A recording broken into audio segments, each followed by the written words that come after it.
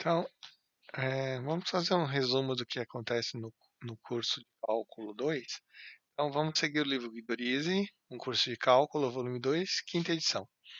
Tá? Então, seguindo capítulos dessa edição, a matéria do curso vai ser do 1 ao 3, e do 6 ao 16 a gente vai pular o 4 e o 5. No 1 e 2, vamos falar sobre integral definida, e aí vai ter também a teorema do valor médio para integrais e, a segundo teorema fundamental do cálculo, né? Que é trabalhar com a função f de x igual a integral de a até x e f de t dt, que a ideia é quando você tem a função, então você vai integrar de a até x, tá certo? Aí o x vai variando. E o x ele pode ser tanto à direita de a quanto à esquerda de a. No, no capítulo 3, a gente vai trabalhar então com funções que no, no intervalo onde a função não é uma integral definida, tá certo? Então, isso pode acontecer de duas formas, né? Ou a f não é limitada, ou o intervalo não tem comprimento finito. Então, isso é o que a gente chama de integral imprópria. Então, para fazer o cálculo da integral imprópria, a gente faz a aproximação por dentro, né? Você tem o intervalo onde você quer fazer integral, aí você pega um intervalo onde a integral é definida e vai expandindo o intervalo para tentar encostar no intervalo onde você quer calcular a integral imprópria. Tá? Depois disso, a gente então define a função que sai de menos infinito até x, por exemplo, né? De f de t dt.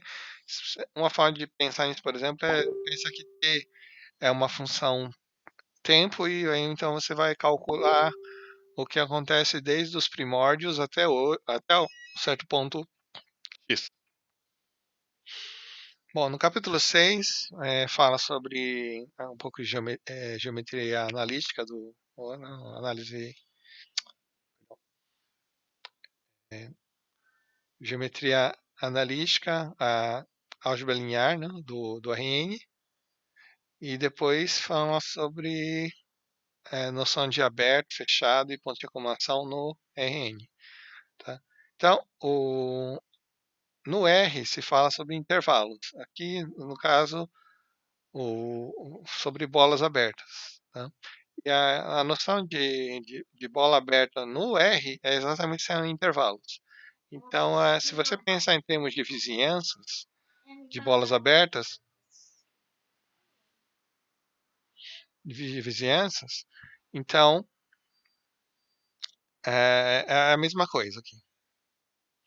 Tá? Então, um conjunto é aberto quando existe uma bolinha aberta em torno dele contida no conjunto. Depois você tem a noção de ponto de acumulação. Um ponto é ponto de acumulação. Se todos os pontos do conjunto diferente de x tem sempre perdão, sempre tem pontos próximos de A de x, é, e não seja o próprio x, né? Tá? E aí um conjunto é fechado quando todo o ponto de acumulação do conjunto é um ponto do próprio conjunto. E depois você tem a noção de caminhos, né? Então você pega uma função de intervalo no Rn. Uma forma de pensar nisso é que você tem um objeto que está se movendo no Rn em relação ao tempo, e aí para cada instante você marca a posição do objeto, e esse seria o, a sua função, né, por exemplo. Então, por exemplo, quer dizer, se você pegar gráfico de função, você pode pegar para cada ponto o ponto do gráfico correspondente, hein? E isso dá, então você pode enxergar o gráfico de função como uma curva. Tá? Mas falar em curvas é uma coisa um pouco mais geral. Você pode pegar, por exemplo, uma curva que ela corta a si mesma, né? Então, quer dizer, você vai ter o mesmo ponto, mas aparecendo em instantes diferentes. nesse desenho aqui, por exemplo, quando você passa a primeira vez aqui, a, a reta tangente está para cá, e quando você passa a segunda vez, a reta tangente vai estar para cá, né? Essa verde, né? Então, aí você também tem a noção de vetor, um vetor tangente, tá? Que pode ser feito usando a derivada. No caso, a derivada de uma curva vai ser de novo uma curva, então ela vai dar um vetor tangente à curva, quando não é um vetor nulo, né? Bom, e depois, quer dizer, então como você tem a noção de derivada, você tem a noção de primitiva de curva também, tem então, a noção de integral.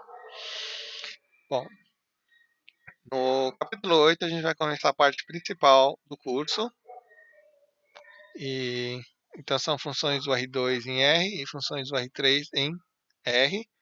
Então, os gráficos de R2 em R eles estão em R3 e os gráficos da função de R3 em R estão em R4. Quer dizer, o gráfico de R2 em R dá para você imaginar ele em 3D, né?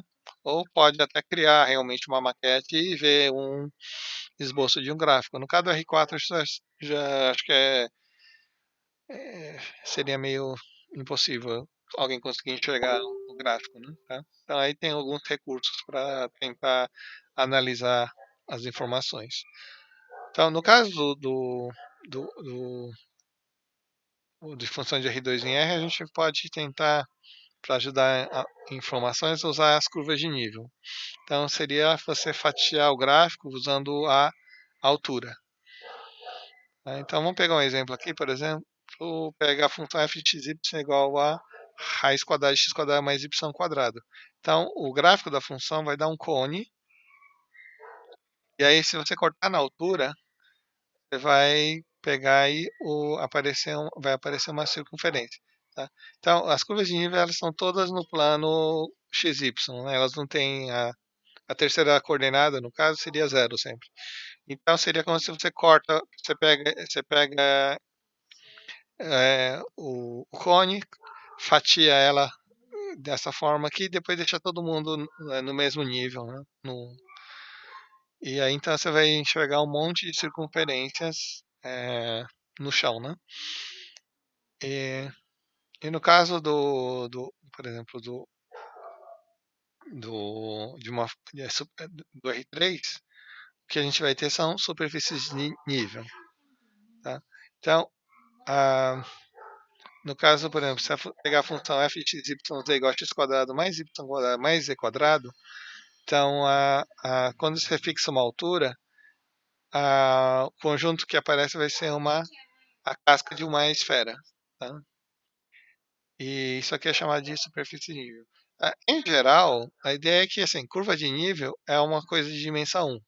Não precisa ter dimensão 1, porque, por exemplo, se a função ela é constante, todo mundo está no mesmo nível. Tá? Mas para os casos mais interessantes é sempre tem dimensão 1, então por isso a gente chama de, tá? E de curva, né? E aqui também, né? O caso mais interessante quando você faz isso aqui, a superfície realmente vai ser um conjunto com duas dimensões. Né? Então agora como é que a gente pode usar, por exemplo, a informação da curva de nível para tentar esboçar um gráfico, tá? Nesse caso a gente já sabe quem que é o gráfico, então não, mas o útil seria justamente quando você não tem muita ideia do que é o gráfico, então tentar usar essas informações para poder chegar ao gráfico, tá?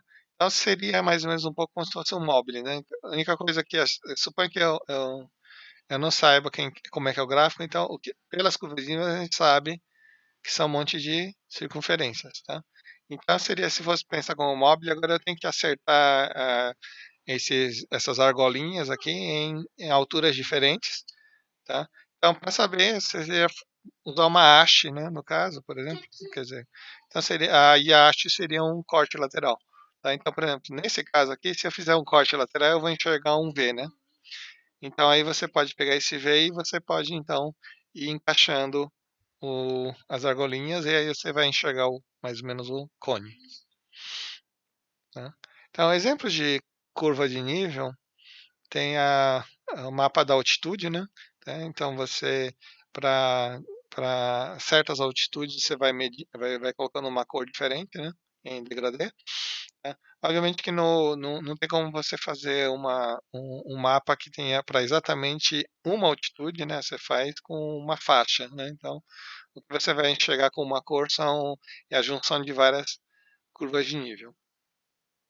E depois também pode fazer outras coisas, né? Também, por exemplo, número de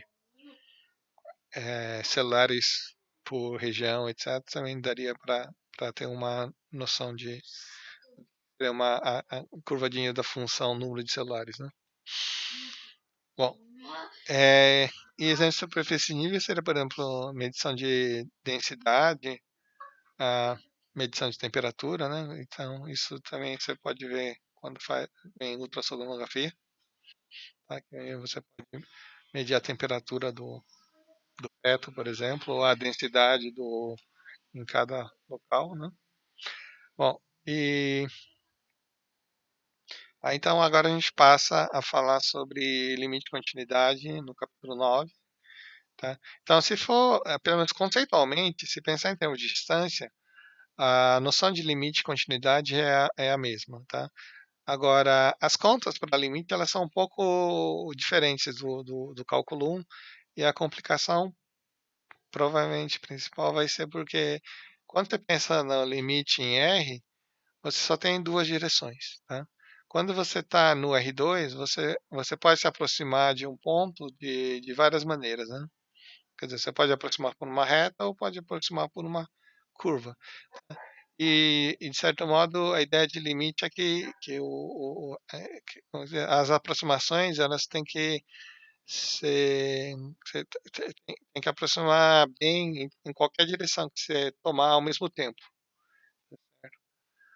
Então, quer dizer, quando não tem limite, a ideia, a ferramenta principal para mostrar que um limite não existe é achar dois caminhos onde o comportamento da função é diferente, tá certo? Então, vão acabar levando a limites diferentes.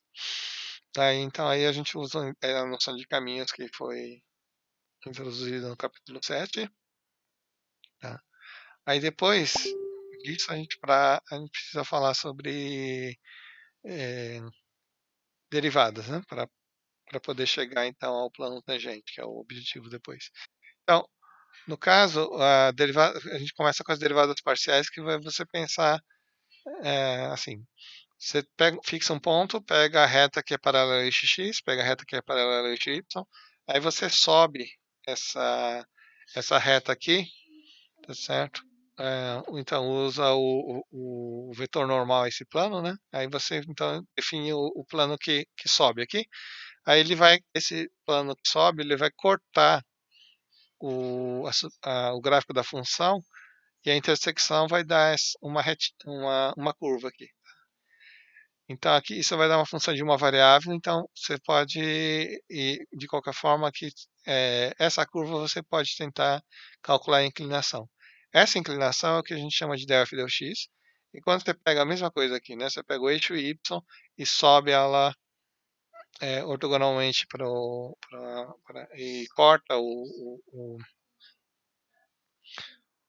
o gráfico da função, você vai ter uma função de uma variável, um gráfico de uma função de uma variável, e calcula então a inclinação da reta tangente nesse ponto. Tá? A função de diferenciáveis bom, no caso de uma variável era buscar retas tangentes. No caso de duas variáveis, é buscar planos tangentes. Tá certo? Então, quando o plano tangente se encaixa bem, você diz que a função é diferenciável. Então, para falar em plano tangente, a gente precisa de um ponto, no caso o ponto vai ser exatamente o ponto de tangência, e eu preciso de duas direções. Tá? Então, geralmente, a direção que a gente vai usar é exatamente essas aqui, né? Você tem a direção da reta tangente em relação a usando a del f del x, né? Aqui. E você tem essa reta tangente dessa daqui, que vai aparecer o del f del y. Tá?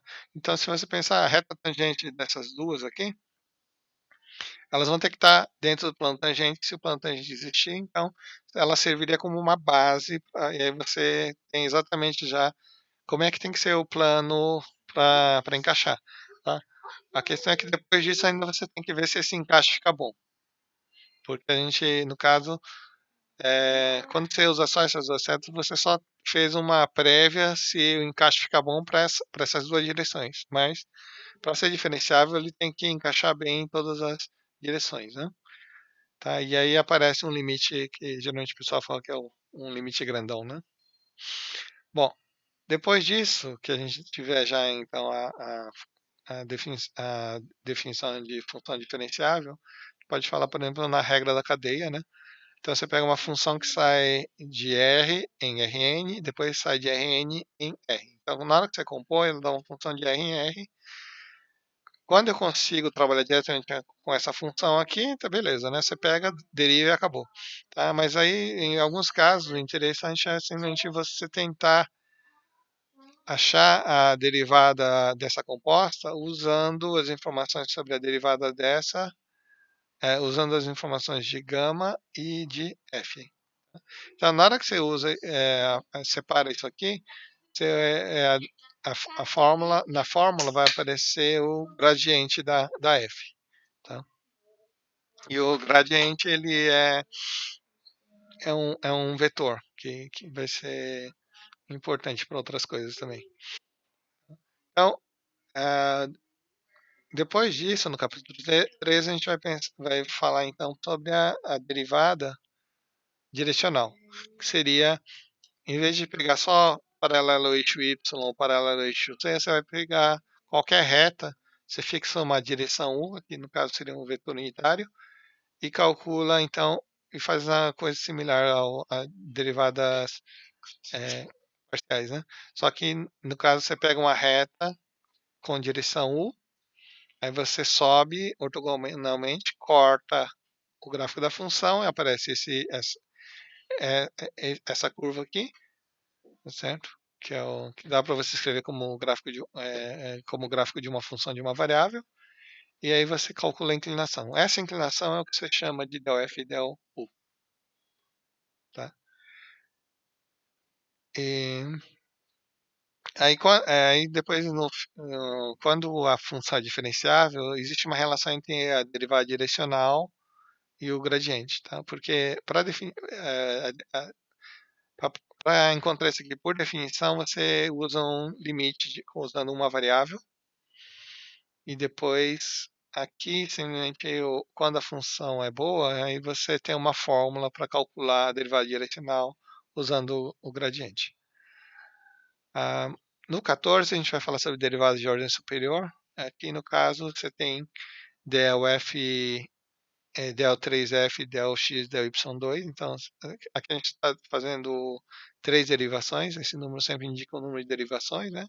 Tá certo? E aqui está a ordem, né? Você começa sempre derivando pelo que está à direita. Então, primeiro você deriva em relação a x, depois em relação a y e em relação a x. Como aqui é 3, é que você tem que derivar três vezes, né? Aqui também é 3, então você deriva três vezes. No caso, aqui você deriva primeiro em relação a x, depois esse número aqui indica quantas vezes você usa essa variável aqui para derivar, né? Então, aqui no caso você deriva em relação a x, depois duas vezes em relação a y, e aqui você deriva duas vezes em relação a y e depois uma vez em relação a x. E aí no 15 e 16, já é quase no final do semestre, né? Vamos trabalhar no capítulo 15 e 16, umas preliminares para poder fazer o máximo e mínimo. E no caso, tem mais casos de máximo e mínimos do que no cálculo 1. Então é um pouco mais complicado as coisas, né? Então, para uma variável, ponto crítico, né? Que seriam os candidatos a máximos e mínimos, eram você usava f' de x igual a zero, né? Isso quando o ponto é interior. No caso de mais de uma variável, a gente vai usar o gradiente. Tá? E aí o ponto crítico é tá? No caso o gradiente, para uma variável, bate exatamente com isso daqui, tá? Mas no outro caso ele vai ser um vetor mesmo, né? Aí, se ele for um vetor nulo, ele vai ser o candidato quando é um ponto interior também. E se der tempo, a gente vai falar também sobre os problemas de Taylor, que fala sobre a aproximação da função por polinômios. Certo? Aí, no caso, a ideia que seria que quanto maior o grau do polinômio, melhor vai ficando a aproximação. Só que aí você precisa ter uma noção de se essa aproximação é boa ou ruim, né? Tá certo? Porque senão, simplesmente, você coloca mais termos no polinômio, você sabe que a aproximação vai melhorando, mas você não sabe quanto, então você não sabe quando parar também, né? Tá certo? Então, no final das contas, você só sabe que melhora, mas não sabe quanto, e isso não dá para trabalhar.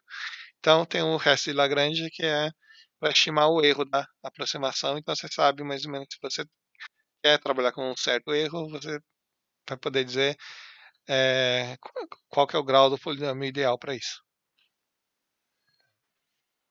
Aí depois a gente também vai ver o pontos críticos usando multiplicadores de Lagrange e classificação de pontos críticos usando o Hessiano, e isso não tem análogo no que foi visto no cálculo 1. Né? E finalmente no final vamos ver também extremantes em compactos, né, que são fechados e limitados. Tá? Então, no cálculo 1, a gente via, era o compacto que a gente usava era um intervalo fechado limitado. Aí você tinha a noção que os pontos críticos eram se tivesse no interior do intervalo, que no caso seria uma coisa com dimensão 1, né? Ou os candidatos que você usava eram os pontos na fronteira. Tá? Quando você faz uma função em R2, então você tem a ideia o conjunto tem dimensão 2, o ponto interior seria o que tem uma bola de dimensão 2 aqui, aí você tem o que não está no interior, seria esse conjunto aqui no caso, né, nesse desenho. Só que aí varia um pouco também, porque se você pegar um ponto aqui, isso aqui seria uma curva. Então, isso aqui seria o ponto da fronteira de dimensão 1, que está dentro do conjunto de dimensão 1.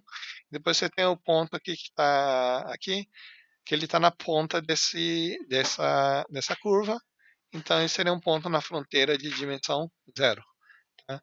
Se você pensar em R3, por exemplo, você teria o ponto no interior, seria um ponto com uma bolinha do R3, então seria dimensão 3.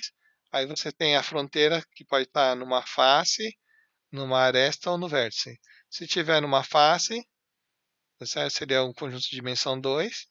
Tá certo? Se tiver numa aresta, vai ser um conjunto de dimensão, será um ponto que está num pedaço da fronteira de dimensão 1, ou ele pode ser um vértice, e aí seria um ponto de dimensão 0. Tá? Obviamente que tem uns casos um pouco mais complicados, não vai ser um cubo, né? Mas aí a noção é a mesma, né? Você vai ter que ir separando de acordo com a dimensão de onde ele está, porque aí você vai entrar com a ideia de parametrização, tá? Ou não, né? Mas ou usar, no caso, os multiplicadores de Lagrange, porque os multiplicadores de Lagrange são feitos para buscar pontos críticos em curvas de nível, superfícies de nível, etc. Tá certo? Então, seria isso. Ou parametrizando, né? Se você parametrizar, aí você cai num você pode tentar parametrizar essa face aqui, por exemplo, aí você vai ter buscar no ponto interior no conjunto de dimensão 2. Tá? E, e depois, finalmente, tem os problemas de otimização, que é equacionar um problema para depois então analisar o máximo e o mínimo global. Aqui seria, no caso, por exemplo, tentar achar o ponto, com onde o lucro é máximo, ou o desperdício é mínimo, sabe? Coisas desse tipo. Que vocês já viram em cálculo 1, só que agora com mais variáveis.